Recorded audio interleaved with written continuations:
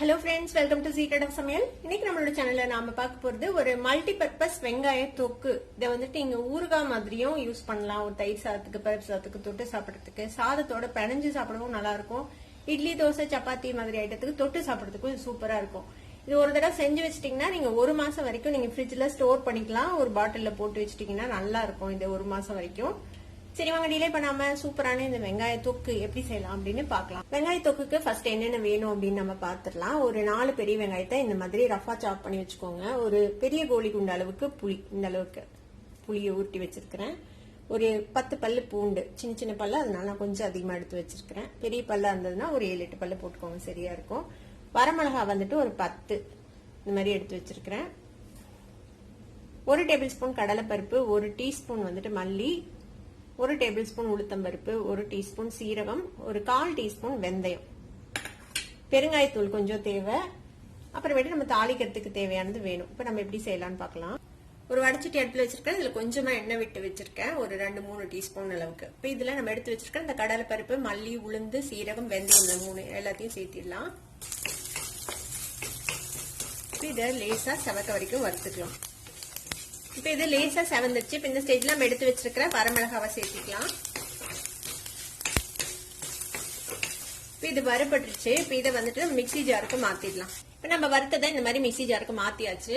இப்ப வடச்சட்டியில திரும்பவும் கொஞ்சமா எண்ணெய் விட்டுக்கோங்க, ஒரு டேபிள் ஸ்பூன் அளவுக்கு எண்ணெய். இப்ப இதுல நம்ம நறுக்கி வச்சிருக்கிற இந்த வெங்காயம் அப்புறம் பூண்டு ரெண்டையும் சேர்த்திக்கலாம். இது கூடவே இந்த புளி எடுத்து வச்சோம்ல, அதையும் இந்த பிச்சு போட்டுடலாம். இந்த வெங்காயம் பூண்டையும் நம்ம வந்துட்டு லேசா செவக்கிற அளவுக்கு வதக்கிக்க போறோம். இது கூடவே தேவையான அளவுக்கு கல்லுப்பு சேர்த்துக்கோங்க. ஒரு 2-3 நிமிஷம் நல்லா வதக்கி இருக்கோம். பாத்தீங்கன்னா தெரியும், லேசா கலர் சேஞ்ச் ஆயிடுச்சு. இப்போ இந்த அளவுல வதங்கினா போதும். அடுப்பு ஆஃப் பண்ணிடலாம். அடுப்பு ஆஃப் பண்ணிட்டு இதுல வந்துட்டு நம்ம பெருங்காயத்தூள் தேவையான அளவுக்கு சேர்த்திக்கலாம். ஒரு 1/4 டீஸ்பூன் அளவுக்கு பெருங்காயத்தூள் இதுல சேர்த்திருக்கேன். இப்ப நம்ம வதக்கி வச்சிருக்கிற இந்த வெங்காயம், பூண்டு, புளி இதை வந்துட்டு நம்ம ஆல்ரெடி எடுத்து வச்சிருக்கிற இந்த மசாலா பொருட்களோட சேர்த்திக்கலாம். இப்ப இது கூட நான் 1 டீஸ்பூன் வந்து காஷ்மீர் சில்லி பவுடர் போடுறேன். இது வந்துட்டு ஆப்ஷனல், ஜஸ்ட் ஒரு கலர் அழகா வரும், அதுக்காக வேண்டிதான் சேர்த்துறேன். உங்ககிட்ட இல்லைன்னா நீங்க அதை ஸ்கிப் பண்ணிக்கலாம். கொஞ்சம் தண்ணி விட்டு இதை வந்துட்டு அரைச்சு எடுத்துட்டு வந்துட போறோம். இப்ப இந்த மாதிரி அரைச்சு எடுத்தாச்சு. ரொம்ப நைஸா அரைக்க வேண்டாம், கொஞ்சம் கோர்ஸா அரைச்சு எடுத்துக்கோங்க. அப்பதான் வந்துட்டு தொக்கு நல்லா இருக்கும். அதே வடச்சட்டி திரும்ப அடுப்புல வச்சிருக்கிறேன். இதுல வந்துட்டு கொஞ்சமா நல்லெண்ணெய் விட்டுக்கலாம். ஒரு 2 டேபிள் ஸ்பூன் அளவுக்கு நல்லெண்ணெய். இது கொஞ்சம் எண்ணெய் அதிகம் விட்டீங்கன்னா தான் நல்லா இருக்கும். எண்ணெய் சூடானதும் நான் கொஞ்சமா கடுகு சேர்த்திக்கலாம். கடுகு வெடிக்குது. இப்ப நம்ம அது கூட கொஞ்சமா கருவேப்பிலை சேர்த்திக்கலாம். அரைச்சு வச்சிருக்கிற இந்த விழுதை சேர்த்திடலாம்.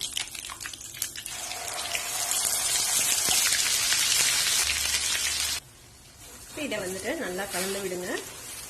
இது வந்து இந்த எண்ணெயில நல்லா வதங்கி எண்ணெய் பிரிஞ்சு வரணும். அது வரைக்கும் நம்ம இதை வந்துட்டு வேக வச்சுக்க போறோம். உப்பு செக் பண்ணிக்கோங்க. நம்ம வதக்கும் போதே உப்பு சேர்த்திட்டோம். உப்பு பார்த்துட்டு தேவைப்பட்ட இப்ப சேர்த்திக்கலாம். உப்பு பத்தல, நான் இன்னும் கொஞ்சம் சேர்த்துறேன். இதை மூடி போட்டு நம்ம கொஞ்ச நேரம் அப்படியே வந்துட்டு வதங்கி விடலாம். லோ ஃபிளேம்லயே வச்சுக்கோங்க. இப்போ 2-3 நிமிஷம் ஆச்சு. நம்ம ஓபன் பண்ணி பார்க்கலாம். பாத்தீங்கன்னா தெரியும், கலர் வந்து கொஞ்சம் சேஞ்ச் ஆயிடுச்சு பாருங்க. கொஞ்சம் நல்லா வதங்கி இருக்கு. நீங்க இதை வந்துட்டு ரொம்ப நாளைக்கு நீங்க வச்சு சாப்பிடணும் அப்படின்னு யோசிச்சீங்கன்னா இன்னும் கொஞ்சம் கூட நம்ம எண்ணெய் விட்டுக்கலாம். நான் இதுல இன்னும் கொஞ்சம் நல்லெண்ணெய் விடுறேன். ஒரு 2-3 டீஸ்பூன் அளவுக்கு எண்ணெய் விட்டுருக்கேன். நல்லெண்ணெய் நல்லா கலந்து விட்டு இன்னும் ஒரு நிமிஷம் இந்த அடுப்புல இருக்கட்டும். பாத்தீங்கன்னாலே தெரியும் பாருங்க, இந்த மாதிரி தளதளன்னு ஆயிடுச்சு பாருங்க இந்த தொக்கு. இன்னும் ஒரு நிமிஷம் இது வந்து மூடி இருக்கட்டும். 1 நிமிஷம் இப்படியே வதங்கட்டும். இப்ப இன்னொரு 1 நிமிஷம் ஆச்சு. நம்ம ஓபன் பண்ணி பார்ப்போம். பாருங்க, எண்ணெய் வந்து நல்லா பிரிஞ்சிருச்சு. அவ்வளவுதான், நல்லா தளதளன்னு ரெடி ஆயிடுச்சு பாருங்க நம்மளோட வெங்காய தொக்கு.